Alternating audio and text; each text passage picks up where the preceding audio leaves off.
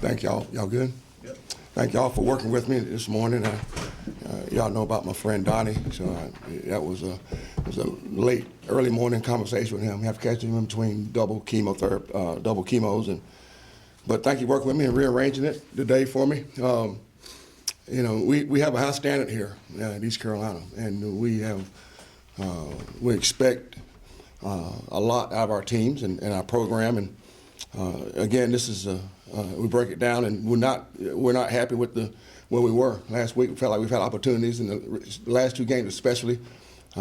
But there's a point where you have to have all three sides contributing, and we didn't get that done. And you watch film, you see execute right there at it. We got guys there, execution. We talked about taking care of the football and taking it away on defense. We talked about cutting down on penalties and making plays. And one thing I saw on film was maybe we're doing too much don't do, not to, instead of twos. And you see hesitation, and we can't have that. We can't have hesitation. And maybe that's something we just got to let the guy just play and let him go with it. But this is the most adversity we've had on a particular team that I've coached and been around. Again, talking to Donnie last night, you're talking about adversity. That's adversity. And some of us are going through that right now in personal life. But at the same time, we know we have 3 games left in this fourth quarter. Look forward to South Florida. It is a big game. All of them big. This is a big game for us. And last night the kids came. I thought we had another good Sunday practice. It's very important that we have a good work day today, but the rest of this week and with preparation on South Florida, they have. Willie's got them playing well. They lost to Navy last week. They won a 3-game streak, and what Willie's done is he's gotten Quentin Flowers mold around his ability. He's very, very athletic, one of the most athletic quarterbacks that we faced, and Willie's shaping the offense around him. Marlon Mack is the best back probably that we have faced, we will face. He's averaged over 100+ a game. He was excellent last year, but he's even really been productive this year too as well. They also have another guy, Dearness Johnson, that's playing at the running back position. Catches the ball well. I think he's second in the team with receptions, but he's also a guy that contributes in the run game as well. Really experienced center. You watch Brian Gudmundson. He's got 32+ starts, 5th-year senior. Another good tight end, great tight end in Sean Price. You remember him last year, using him a lot of ways like we do Bryce. Move him around, and excellent blocker, good athlete, really good athlete. And again, they got offensively doing some really positive things. And again, like Willie's using Quentin and his athleticism to his advantage. Defensively, I mentioned this last week. Connecticut and South Florida playing those teams last year. You notice the size difference from one league to the next. Augie Sanchez is the linebacker that we saw last year. Very aggressive, 6'2", 245, 250, very active. And Jamie Bird on the back end, a senior, and Nate Goodwin are both guys that are very active on the back end. So for us, it's making sure defensively and offensively we execute. That's the biggest thing. We talk about the ball, taking the ball away on defense, taking care of the ball on offense. Our special teams versus South Florida, very important. They have 2 of the top return units, kickoff return and punt return units in the country and in the conference. So it's a big week for us, a big game for us. Again, thank you guys for adjusting and working with me today. Questions? What have you seen in their running game that's improved? I mean, they obviously had a rough start to the season. Yeah. Kind of turned it around with 3 straight wins there, dating back a couple weeks. But how have they gotten the running game, I guess, improved, and what else have you seen from them that's different maybe in those games that they turned it around? I mentioned how Willie's using Quentin, the quarterback, but Marlon's a good running back as well. Experience up front. He's been injured. They've been injury free, I think, too, a little bit too, which I think helps with up front. And that for their offense and for ours, the center position where Gudmundson plays very important, making the calls and directional calls and identifying the backers. But Marlon's a special running back type guy. Really had great vision. Again, with the athletic quarterback on the edge, you have to be alert for him, but he's also able to throw the football too. Coach, Marquez Grayson came in. Yeah. Chris got banged up. Talk about his performance on Friday. We're worried about Marquez a little bit but boy, we put him in the game. We saw him on special teams the week before, and Chris did get banged up more. He'll be all right this week. But I was glad to see Marquez come back from his injury. Still had to be careful of him and be tentative in practice, but really a downhill runner that we need. He's a slashing runner. It's good to see him come and add that size. Anthony Scott, who missed last week because of a groin injury, he's back, so that'll help that way too. But Chris has taken a lot of punishment this year, and he's held up to it. But it's good to see Marquez come back. Coach, you talk about the quarterbacks a little bit. Just like kind of what you said a minute ago. Maybe guys are thinking too much.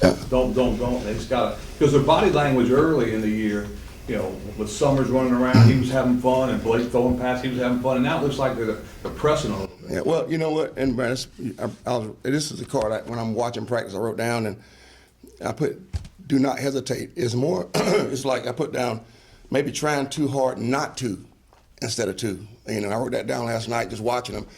Let them go, and maybe because we say, hey, guys, cut down on penalties, make critical plays, instead of letting them play. And I wrote it down last night, trying too hard not to instead of to. You know, that's where we just got to let them play, make mistakes, but just let it go. I see the same thing. I saw it watching film, saw it during the game a little bit, felt it during the game, put too much pressure on themselves. And that's not just with the quarterbacks, but that position is important for us. Those two guys came into the season not expecting to play. You know, James is going to be our Justin Deuce, and you can see like what he can do with the ball. And Blake was going to be the backup or the third team guy. But they both hung in there, and they both played. And that position in this offense is critical. But I make no excuses. We don't make any excuses here. But that position does have to make plays for us.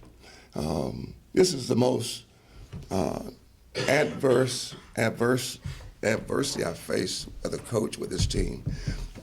Not just with the game injuries, but the unforeseen, uncalls for those guys. But you know, last night they just flying around. That's what I'm going to convey to them this week. Just play. Just play, let it loose, let it go. Swing your sword, fire your gun, fire it. Coach, when you talk about the adversity that you faced as a coach, what advice have you been seeking out from some colleagues or anybody you've been talking to? That's good, John. A good question. Like talking to Donnie, he says, just be yourself. You know, it's 90% how you handle 10% of what happens. But set them down. And I'm always going to have as Donnie called it, command influence. They watch you and they go as you go. So letting the guys always teach them, believe in themselves. Those guys, because they care so much about us and the team, you see them pressing a little bit. Let them know it's okay to make a mistake. You don't want too many of them, but like what Brian asked, Jonathan, don't handcuff yourself. Play, and just keep making plays and just approach each day like I have been. Make sure we get better each day in practice, making sure we do what the kids can handle. I think that's big. And but those are the type of things I've been looking for. Talk a little about the thought process with Summers was having a rough go of it for much of the game. Decided to go ahead and leave him in a little bit, and then came in late with. Yeah. Well, last week we felt like, well, you got to figure James he didn't have fall camp or tour days or meetings or walkthroughs, so his job training has been on the job training. It began with Towson State that week. So for us to give James a little bit of chance and work through the bugs, if you remember with Shane, I keep bringing up Shane, but there's a point where it'll start slowing down to him. So we felt like to give James more reps is the key. With the starting quarterback or quarterbacks, we've been going about 80-20 for 16 years as offense. Starter gets 80, the backup guy gets 20%, and we gave James more reps. And Blake understands the offense, but James needed to get more reps, and we just felt like we left him in there. And then we made the change with Blake there in the fourth to get things moving. Right there at it. You watch film, you're right there at every little thing, completions, and you may be a hair too short on the pass or hair too long. it'll slow down for them. And, you know, you want it to come right now. I want it to come right now, but at the same time, there's a reality check too, you know, making sure, just, hey, James, relax, Blake, relax. You know, that's where the patient comes in a little bit, Mark.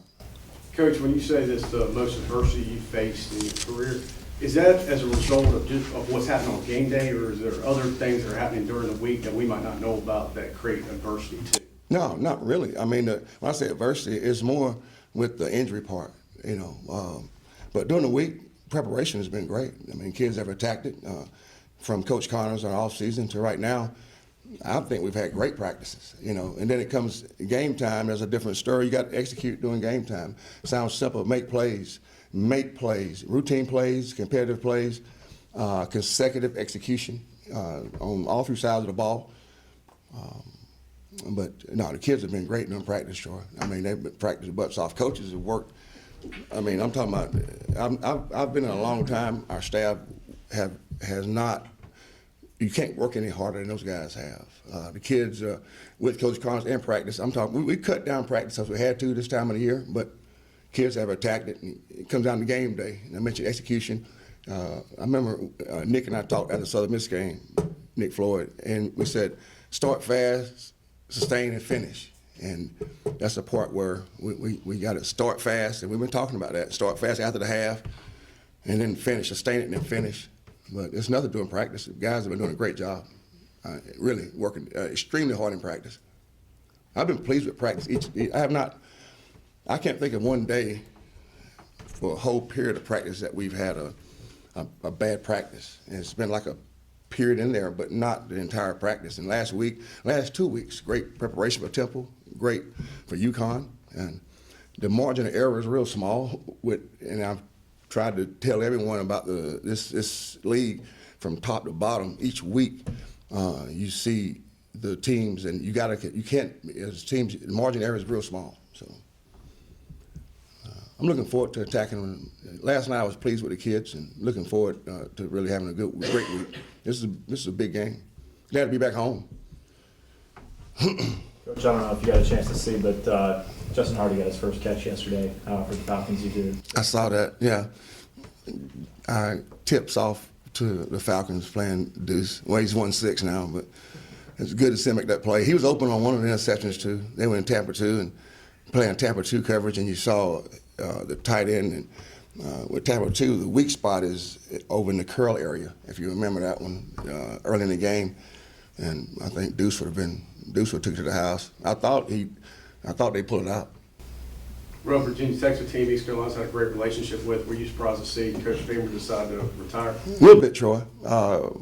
During our game, and then I talked to you guys about how tight Coach Beamer and I are. I'm really, but you know, 29 years at that place, and he's really a special coach, but a better person. You know, the job is like that, you know. But we'll miss Coach Beamer. Maybe come around more, come around and see us more. Might hire him, maybe pay him out of my pocket to come down and just hang around, stay at the house, and take care of Samantha, my dog, and coach some ball with me. You know what I mean? But it was tough. I'm gonna send him a note. It was surprising to come out like that, Troy, that quick. A lot of teams have happened that way, but he'll be missed. He's for sure Hall of Fame, and great person, great coach, but better person. I wish you guys could visit with him before the game, and he's honest, he's genuinely cares about. You know, I've learned a lot. Unlike for our program, I mentioned before, he's got a program. That's what he does, year in, year out, and recruiting, and staff. Bud's been with him a long time. And he really got the majority of the staff together. But I miss Coach Beamer. Coach, you get a chance to see Dwayne Harris catch 2 touchdown passes yesterday? No, I didn't. He did. He caught 2. Well, I saw him beat this team with I'm sorry, you guys. I know you guys are Cowboys, but that's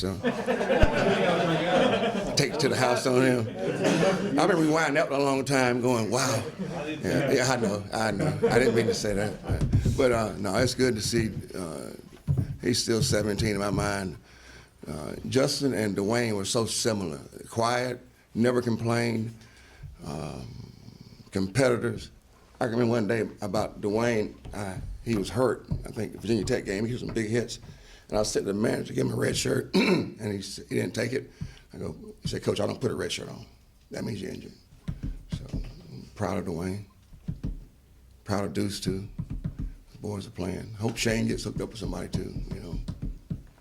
I heard Lim was doing pretty good, too, out in Minnesota. George Edwards was a defensive coordinator here, and I worked together at Appalachian. He worked for me there. But all those guys are doing well. CJ and those guys, I'm proud of those guys. Good? Thank you guys again. Appreciate you.